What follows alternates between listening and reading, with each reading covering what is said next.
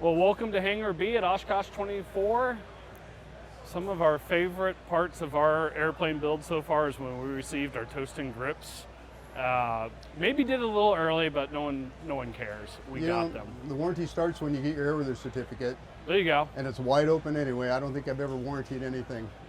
It's kind of like the de facto standard for RV grips is more RVs flying with this than any other grips.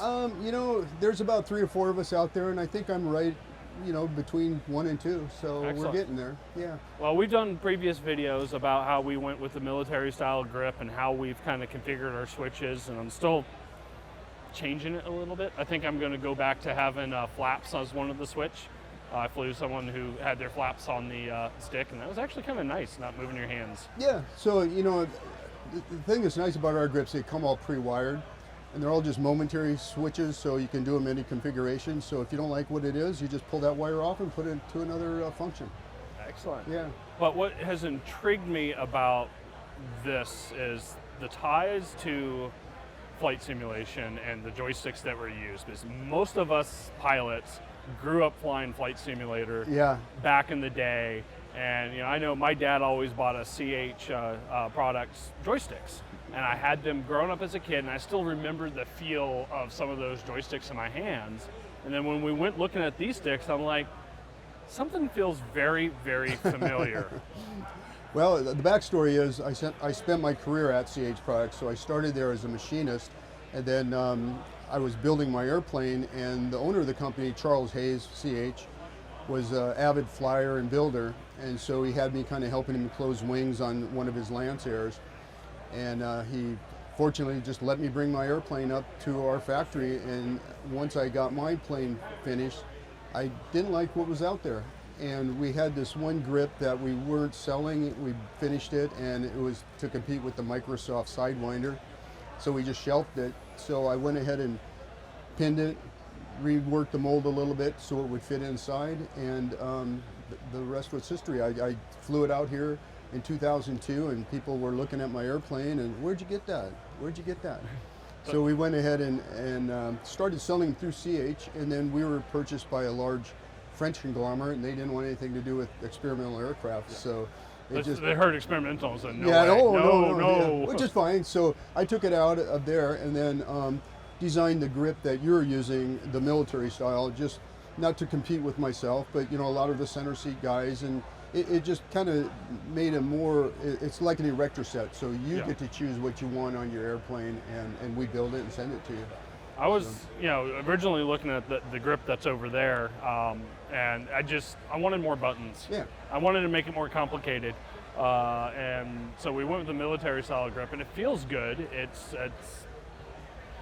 now we just need to install it in the airplane. Exactly.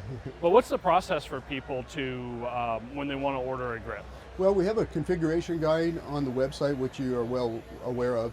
And then there's my phone number on there, so if they want to kind of do something a little bit different, if we can do it, we will do it.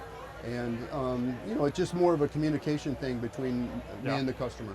How about getting the shaft that Vans sends you cut down to size? Yeah, we do that also. We offer it. Vans has a catalog model that is basically just a plug and play. So they send me their control shafts. What I do is I modify them, put my grip on there for them, but they want just a certain amount of switches.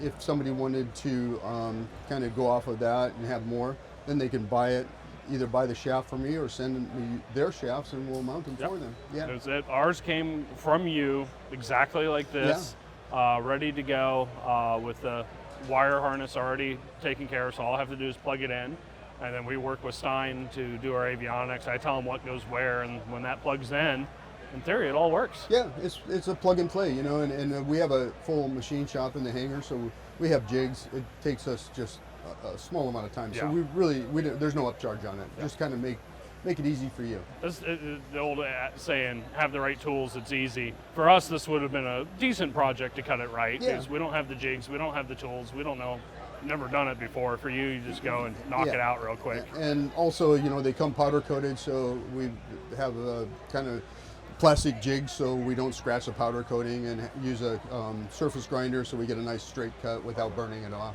So, there's a little bit of tricks to it, but the home builder can do it too. So you can get one of these grips through Vans in their standard configuration, or if you're like us and want everything custom, check them out on the website. It does come complete. The one thing that I had the hardest time visualizing until I came up and touched it was the recessed button under the push to talk trigger here. Is just how does that feel? Are you accidentally going to press that button? No, it is recessed. It's easy to press if you want to, but you're not going to accidentally press that button in turbulence or anything like that. Yeah, so I tell people don't put anything real critical on there. Like if you're going to do a flip-flop radio and you did accidentally hit it under IFR conditions and you're talking the wrong approach, things could get a little problematic. But autopilot disconnect is a good one because you don't really have your hand on it anyway when you push. And it's a good place if you do need to disconnect autopilot, hand on, click. Yep. And that's what we're going to configure this to be, is autopilot disconnect. I've had customers call me after they have purchased it off the internet and ask me, when did this button show up? I just happened to feel something underneath there. So it's a secret button.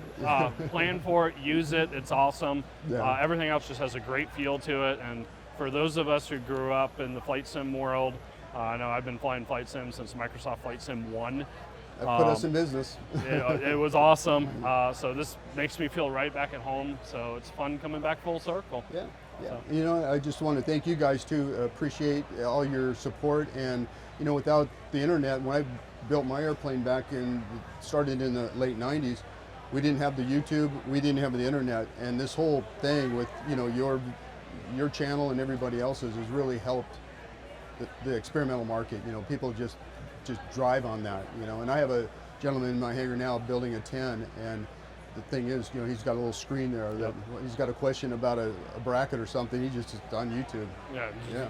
It's building planes by YouTube. The information's out there, and it's really a good thing. We have a lot of fun doing it, and for us, when I first started building, I did a lot of YouTube research, and there's a lot of questions I still had after consuming it. So we try to make the videos that would answer the question that I missed. Yeah. And it's worked out for us, and it's just a lot of fun. Yeah. Kevin, it's always a pleasure. You're always too, so fun to hang out with, even when we're not talking shop. It's just a lot of fun. So appreciate it. Thank you. Enjoy the rest of your show. You too, buddy.